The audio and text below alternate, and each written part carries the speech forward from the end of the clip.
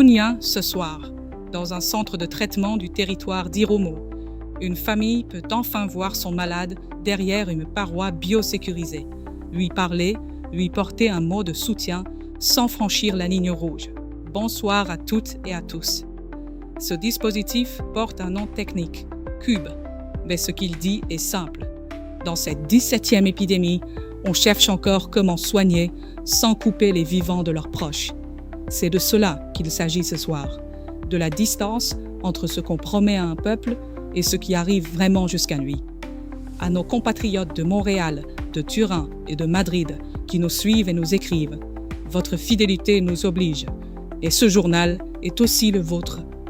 Nous avons lu vos messages, et plusieurs d'entre vous nous ont interrogés cette semaine sur les chiffres de l'épidémie. Nous y venons, sans rien avant dire. Ce soir, nous avons choisi la profondeur plutôt que le nombre. Plutôt que de courir après une longue liste de faits, cette édition s'arrête sur quelques dossiers qui engagent vraiment la nation et prend le temps de les creuser jusqu'à l'os. Moins de titres, mais chacun tenu jusqu'au bout. Le fil de cette soirée tient en une tension. Hier, 2 présidents se sont tenus côte à côte à Kinshasa et ont parlé d'argent, de riposte, de paix. 1,5 milliard de dollars a été annoncé au niveau du continent. Mais entre l'annonce faite dans une salle climatisée et le virement qui atteint un centre de traitement en Ituri, il y a un écart que le virus, lui, ne connaît pas. Cet écart, ce soir, nous le mesurons. Nous verrons comment la RDC chiffre son effort quand un voisin réclame un cessez-le-feu pour pouvoir soigner. Nous verrons ce qu'une poignée de main entre Kinshasa et l'ONU ne règle pas sur le désarmement à l'Est. Et nous lirons mot à mot ce que 4 candidats à la francophonie ont vraiment montré d'eux-mêmes le 30 juin. Une question tient toute la soirée. Quand un chef d'État annonce un chiffre et qu'une agence panafricaine en annonce un autre le même jour sur le même sujet, qui dit vrai? Et pourquoi cet écart porte-t-il précisément sur des morts? Nous commençons par l'Est, par la maladie et par l'argent. Restons donc sur cette épidémie qui structure toute la soirée. Hier, jeudi 2 juillet, le président de la République a reçu à Kinshasa son homologue sud-africain. Et les 2 hommes ont fini devant la presse avec la même inquiétude et 2 accents différents.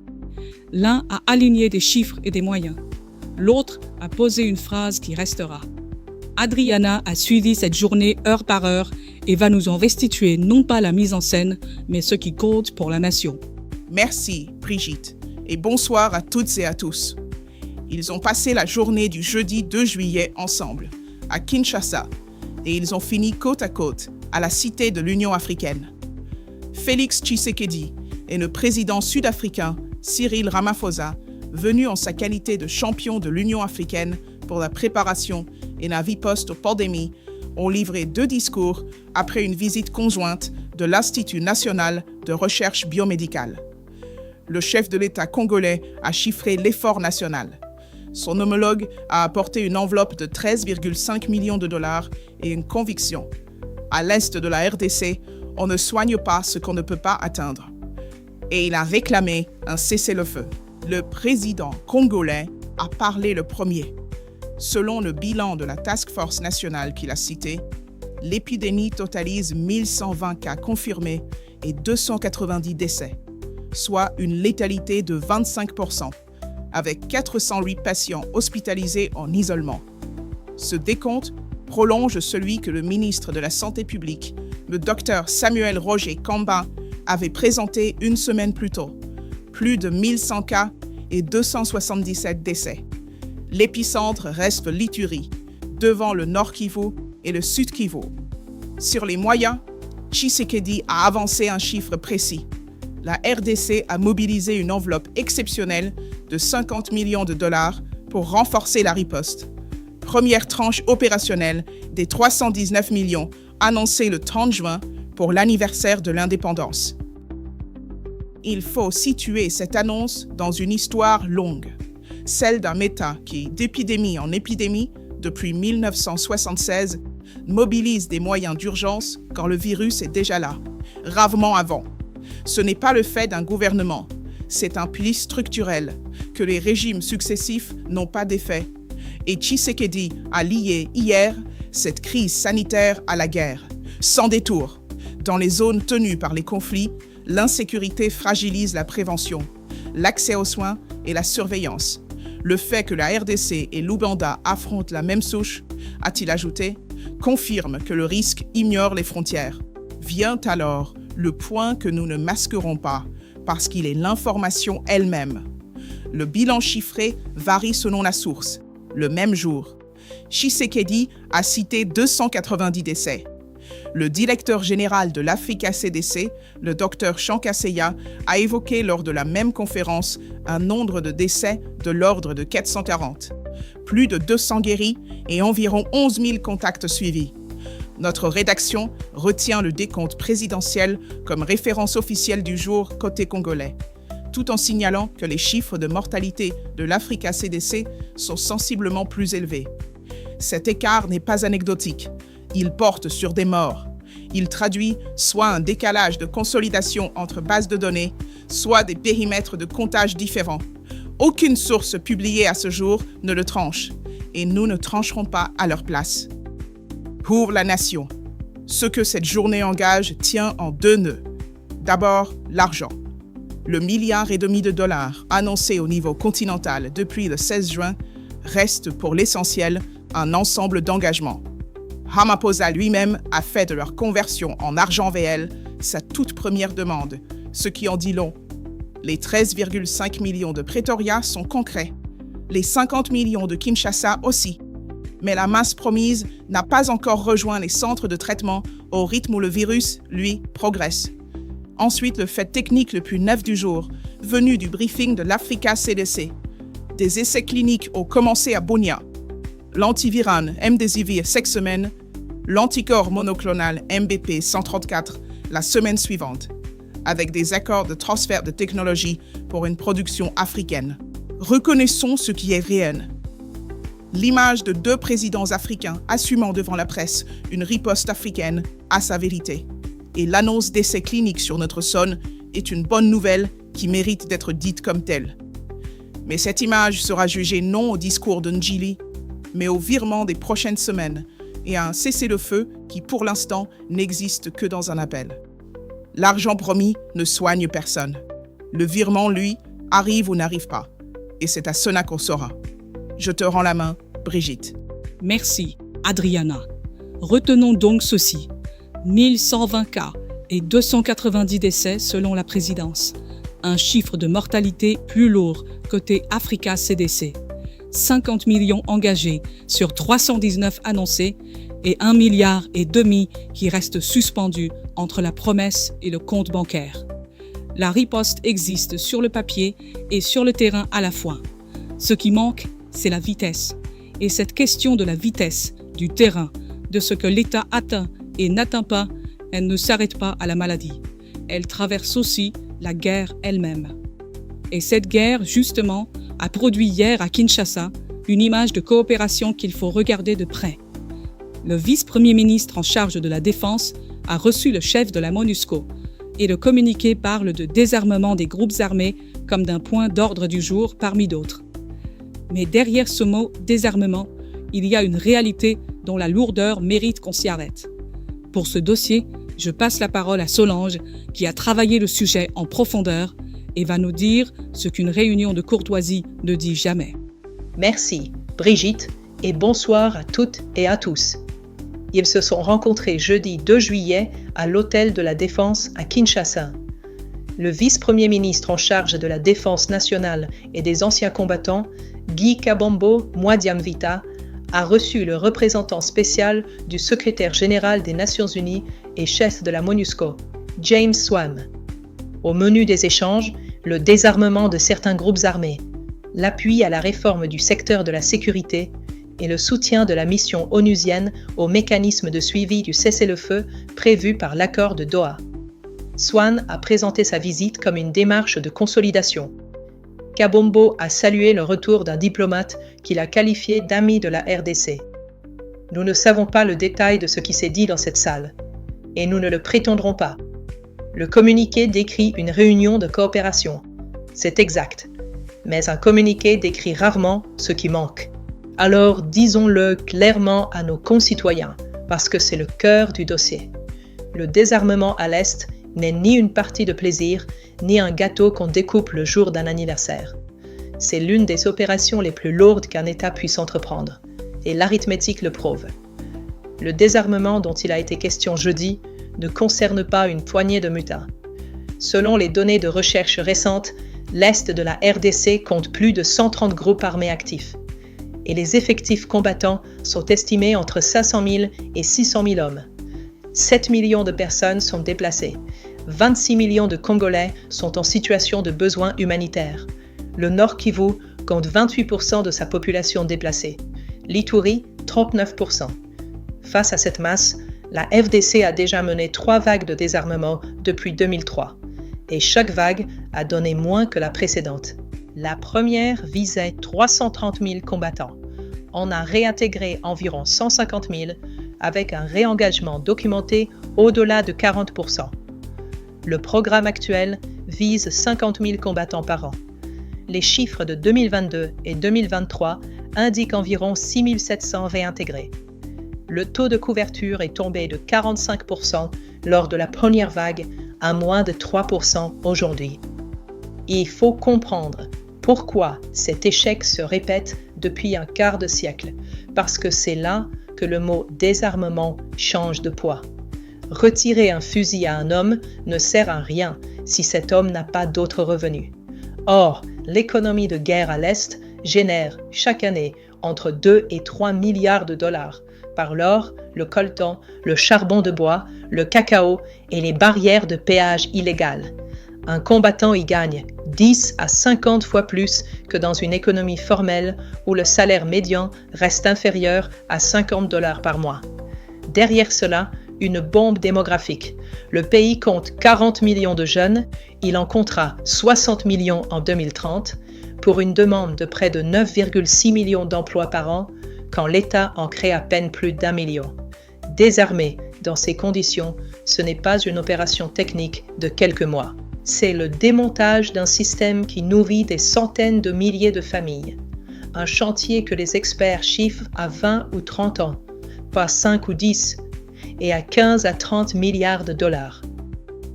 Il faut reconnaître ce qui existe et le dire honnêtement. L'architecture diplomatique est réelle. Un mécanisme de vérification du cessez-le-feu a été signé le 14 octobre 2025, complété par le MCVE+, formalisé à Montreux en avril 2026. Et c'est à lui que la MONUSCO promet son appui logistique. Pour la première fois depuis plus d'une décennie, un texte engage directement Kinshasa et le M23 avec un dispositif de suivi. Ce n'est pas rien, mais un mécanisme de vérification vérifie un cessez-le-feu. Il ne le crée pas. Le 10 décembre 2025, moins d'une semaine après la signature de l'accord de Washington, le M23 s'emparait d'Uvira, dernier bastion oriental de l'armée congolaise au Sud Kivu. Le Conseil de sécurité a dû adopter la résolution 2808 le 20 décembre 2025 pour condamner cette offensive, exiger le retrait des forces rwandaises et proroger dans le même temps le mandat de la mission jusqu'au 20 décembre 2026. L'encre de Washington était à peine sèche. Quand Swan promet un appui logistique pour faciliter le déplacement des délégations, il faut entendre exactement ce qui est promis. Le transport de ceux qui vont vérifier, pas le désarmement, pas la neutralisation, le transport des vérificateurs. Alors, la nation a le droit de mesurer les mots à l'aune des résultats. 25 ans de présence onusienne, environ 1 milliard de dollars par an, jusqu'à 16 000 casques bleus déployés et plus de groupes armés aujourd'hui qu'au premier jour. Et il reste un nœud que la diplomatie évite. Le rapport final 2025 du groupe d'experts de l'ONU relève que Kinshasa continue de s'appuyer sur les Wazalendo et les FDLR comme force auxiliaire contre le M23. On demande donc de désarmer des groupes dont on a besoin pour combattre. Ce dossier, nous l'avons ouvert en profondeur dans notre émission d'analyse en 2 parties, intitulée « Après la guerre, comment mettre fin aux groupes armés en RDC ?» disponible sur notre chaîne YouTube, et je vous invite vraiment à la regarder pour saisir toute l'ampleur du défi. Ce que je retiens pour ce soir tient en une phrase. Une poignée de main promet la fin des armes. Mais tant que la guerre paiera 10 à 50 fois mieux que le travail honnête, ce sont les faits et non les communiqués qui décideront de qui rend son fusil. Merci, Solange. Retenons donc l'essentiel. Ce qui s'est joué jeudi à l'Hôtel de la Défense n'est pas le désarmement. C'est l'appui au transport de ceux qui vérifieront un cessez-le-feu qui, lui, n'est pas encore tenu. Et derrière le mot, un chantier de 30 ans et de dizaines de milliards sur un terrain où la guerre paie mieux que la paix. Voilà la mesure réelle du dossier. De cette souveraineté qui se défend les armes à la main, passons à une autre qui se joue cette fois avec des mots, à Paris, autour d'un fauteuil. Ce fauteuil, c'est celui de secrétaire général de la francophonie et une Congolaise en est. Le mardi 30 juin, 4 personnes ont parlé 45 minutes chacune devant la conférence ministérielle de la francophonie à Paris pour briguer le poste pour 2027-2030. La sortante rwandaise Louise Mushikiwabo, la Congolaise Juliana Amato Lumumba, la Mauritanienne Kumbaba, le Roumain Dacian Cioloș. Les ministres ne votent pas, ils recommandent. Le choix final revient au chef d'État le 16 novembre à Phnom Penh. La couverture s'est concentrée sur la rivalité RDC-Rwanda et les phrases fortes. Nous avons choisi une autre méthode, plus exigeante. Lire les 4 auditions mot à mot et regarder non pas ce que chacun promet, mais comment il tient face à une question qu'il n'a pas préparée. Un programme se rédige à l'avance. Une réponse à un ministre, non. Nous soutenons patriotiquement la candidature de notre compatriote. Mais ici, les faits d'abord et toujours. Et les faits imposent d'être justes avec les 4. Mushikiwabo parle en gestionnaire et c'est délibéré. Là où les autres exposent des intentions, elle aligne des unités de mesure, compte certifié depuis 2019. 20 projets contre 49 à son arrivée. 26 000 jeunes formés. Mais c'est dans une question imprévue qu'elle se montre le mieux. Interrogée par le Vietnam sur la création d'un nouvel opérateur économique, elle ne saute pas sur l'idée séduisante. Elle répond oui et non, puis explique qu'il faut d'abord vérifier qu'une structure nouvelle apporte ce que les acteurs existants ne peuvent pas fournir. Aucun autre candidat n'oppose ce réflexe de prudence à une proposition flatteuse. Et un signal que personne n'a relevé. À 3 reprises au moins, elle termine une priorité par la formule « que je sois là ou que ce soit quelqu'un d'autre ». Posture rare chez qui joue sa réélection. Notre compatriote Lumumba a livré le projet le plus dense sur le papier. Académie francophone de la paix dotée de 10 millions de dollars. Alliance pour l'intelligence artificielle, pacte climatique. Et elle a tenu la ligne juste. Candidature dirigée contre aucun État. Refus de faire de la francophonie une arène du conflit RDC-Rwanda. Ce positionnement de rassemblement était le seul tenable dans le contexte de guerre à l'Est. Mais c'est le comportement en séance qui interroge. À plusieurs reprises, elle demande qu'on lui répète la question, au Laos, au Cap-Vert. Et surtout, ses réponses reviennent presque toujours au même noyau, quelle que soit la question posée. Au Laos, qui l'interroge sur le financement, elle parle des industries culturelles. Au Liban, qui l'interroge sur la solidarité, elle parle de mobilité. Au Cap-Vert, qui l'interroge sur les petits États insulaires, elle finit sur la langue française et le numérique, sans jamais produire le dispositif concret que la question appelait. Chaque réponse est chaleureuse et sincère, mais elle tourne quand la question, elle, était précise. Face à elle, les 2 candidats donnés en retrait ont mieux tenu l'épreuve de l'imprévu. Cioloș fait l'inverse exact de Lumumba. Ses réponses collent à la question. Interrogé par Djibouti sur le risque de doublon avec la FAO ou la Banque mondiale, il ne récite pas son programme.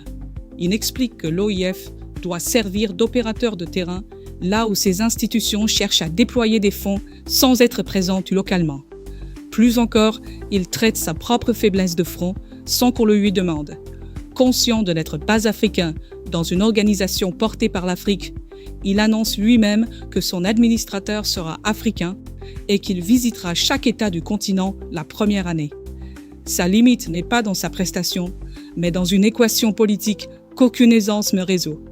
3 des 4 derniers secrétaires généraux venaient d'Afrique, et rompre cette continuité pèsera. Kumbaba, elle, tient le dossier institutionnel, mais bute sur une question politique précise du Luxembourg. Qui exactement se positionne politiquement dans l'organisation. Au lieu de désigner l'organe, elle enchaîne sur ses thèmes préparés. Le même réflexe d'évitement que Lumumba, mais ponctuel, sur une seule question au lieu d'être un fil. Alors disons ce que la lecture directe change à la hiérarchie, honnêtement, y compris quand cela ne sert pas notre préférence. Les 2 favorites annoncées sont celles qui ont montré le plus de failles à l'oral. Les 2 candidats donnés en retrait ont mieux tenu le fond. Cela ne fait pas une élection où le bilan, la nationalité et les rapports de force entre capitales pèseront plus lourd qu'un grand oral. Notre compatriote a réussi son premier pari, imposer la RDC dans la course. Le 16 novembre à Phnom Penh dira si les chefs d'État jugent sur ce que Paris a montré ou sur autre chose. Passons maintenant à ce que cette journée a produit ailleurs, dans les ministères, à New York et dans les provinces. Kimberly nous rejoint pour ce tour d'horizon. Merci, Brigitte, et bonsoir à toutes et à tous. 3 séries de faits ce soir, et la première tient à cette souveraineté économique dont on parle tant, mise à l'épreuve des comptes. Commençons par les hydrocarbures, où l'État avance sur 2 fronts le même jour. Mercredi à Kinshasa, le ministère des hydrocarbures et le cabinet international Geosigmoid, basé à Houston, ont signé un protocole de transmission de données géologiques couvrant le bassin côtier, la cuvette centrale et la branche occidentale du Rift, dont les grabennes albertines, Kivu et Tanganyika. Dans la foulée, jeudi, la ministre d'État, Acacia Bandobola, inaugurait la toute première banque de données pétrolières et gazières du pays, un centre national qui comble une lacune structurelle. L'administration ne disposant jusqu'ici d'aucun système moderne et centralisé pour ces données pétrolières. Modernisation réelle donc, mais la souveraineté se lit dans un détail. Ces données stratégiques sur notre sous-sol transitent d'abord par un cabinet étranger. Et si le sous-sol se numérise, la caisse de l'État, elle, envoie un autre signal.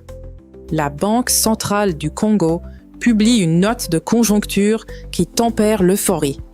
À déficit prévisionnel de 332 milliards de francs congolais pour le seul mois de juin, entre 1 970 milliards de recettes et 2 302 milliards de dépenses. L'État a dépensé 2 000 milliards sur le mois, dont 531,7 milliards pour les salaires des agents publics. La note l'écrit noir sur blanc. La hausse des dépenses s'explique principalement par les charges exceptionnelles liées à la défense et à la souveraineté. Autrement dit, la guerre à l'Est se lie désormais directement dans le budget de la nation. Et ce déficit impose un recours à l'emprunt qui peut peser sur le franc congolais et retarder des paiements. Voilà le lien concret entre les collines du Kivu et la santé financière de chaque foyer. Cette souveraineté qui coûte cher chez nous, la RDC l'a fait aussi entendre au dehors. Car, depuis le 1er juillet, la RDC préside le Conseil de sécurité des Nations Unies. Et cette présidence a occupé sa diplomatie hier sur 2 fronts. À New York, la ministre d'État Thérèse Kayikwamba Wagner s'est entretenue avec son homologue du Royaume de Bahreïn, les 2 pays siégeant au Conseil pour 2026-2027. Elle a présenté les priorités congolaises du mois de juillet, autour du lien entre conflits, ressources naturelles et climat. À Kinshasa le même jour, le président a reçu une délégation tchadienne porteuse d'une invitation de Mahamat Idriss Déby au Forum africain sur l'eau et l'énergie, les 15 et 16 juillet à N'Djamena, invitation qu'il a acceptée. La RDC multiplie donc les tribunes. Reste à savoir si cette présence portera, dans les enceintes qui votent les budgets et les sanctions, la voix de ceux qui, à l'Est, attendent encore que les mots deviennent des actes. Et cette attente ne vient pas que de l'Est, elle monte aussi de l'intérieur, sur le terrain constitutionnel. Terminons par la Constitution, ce dossier de fond qui n'a pas quitté la rue. Au Maniema, les fédérations de l'opposition et plusieurs mouvements citoyens, dont la Lucha et Filimbi, ont annoncé une marche pacifique le 8 juillet à Kindu, par correspondance au maire au titre de l'article 26, pour réaffirmer leur attachement à l'ordre constitutionnel. Elle prolonge en province la marche nationale du 8 juillet, portée par la coalition C64. En parallèle, le président du Conseil national de suivi de l'accord, Joseph Olengankoy, plaide dans son message d'indépendance pour le dialogue national inclusif comme seul moyen de mettre fin à la guerre à l'Est, en précisant que ce dialogue ne saurait être ni un tribunal, ni un mécanisme de remise en cause de l'ordre constitutionnel. Deux façons de dire la même inquiétude, l'une par la rue, l'autre par la table. Mercredi prochain, le 8 juillet, on saura laquelle de ces deux voix le pays choisit d'écouter. Merci, Kimberly. Des blocs pétroliers au déficit de la Banque centrale, de New York à Kindu, une même ligne court, un État qui affirme sa souveraineté partout à la fois, pendant que la facture de la guerre s'inscrit dans ses comptes. Il est temps de refermer cette édition. Voilà, chers compatriotes, ce que cette journée du 3 juillet aura apporté.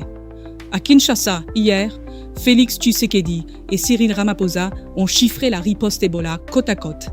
1120 cas et 290 décès selon la présidence. Une mortalité plus lourde côté Africa CDC. 50 millions engagés sur 319 annoncés. Quand le président sud-africain réclamait un cessez-le-feu pour pouvoir soigner ce qu'on n'atteint pas. À l'hôtel de la Défense, Guy Kabombo et James Wan ont parlé désarmement, quand ce mot recouvre en vérité un chantier de 30 ans et de dizaines de milliards, face à plus de 130 groupes armés et à une économie de guerre qui paie mieux que la terre. Et à Paris, le 30 juin, 4 voix ont plaidé pour la francophonie, la nôtre comprise, qui a imposé la RDC dans la course sans avoir encore remporté la décision. Permettez-moi ce soir une pensée. On peut annoncer un fleuve et ne livrer qu'un filet d'eau. Ce n'est pas le montant promis qui désaltère un peuple. C'est la goutte qui arrive vraiment jusqu'à sa bouche. Toute cette journée aura tenu dans cette distance entre le chiffre proclamé et le geste qui atteint. 1,5 milliard annoncé pour la riposte, un désarmement évoqué depuis un quart de siècle, une candidature portée haut. Entre l'annonce et la preuve, il y a toujours ce même intervalle où une nation apprend à ne croire que ce qu'elle voit arriver. C'est tout pour ce soir. Nous nous retrouverons demain samedi et c'est ma consoeuse Ilunga qui vous accompagnera pour les éditions du week-end, samedi et dimanche, avec la même exigence. Que Dieu bénisse la République et que la nation veille sur chacun de ses enfants. C'était Brigitte pour Inside News RDC. Je vous souhaite une très bonne soirée et une très bonne continuation. N'oubliez jamais, les faits d'abord et toujours.